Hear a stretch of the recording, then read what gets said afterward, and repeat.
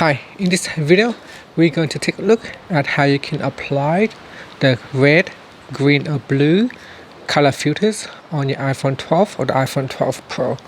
So first let's go back to your home screen by swiping up at the bottom of the screen, and then we're going to tap on settings.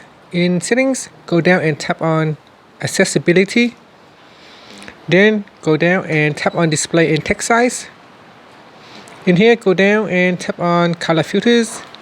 Make sure that you tap on color filter switch to turn them on. Once it is on, you can tap on red or green filter, green or red filter, or blue or yellow filter.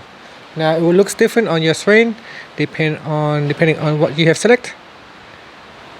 So here you can see the background is different, and then green or red or green, now it looks different again.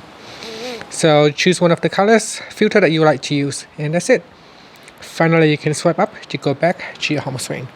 Thank you for watching this video. Please subscribe to my channel for more videos.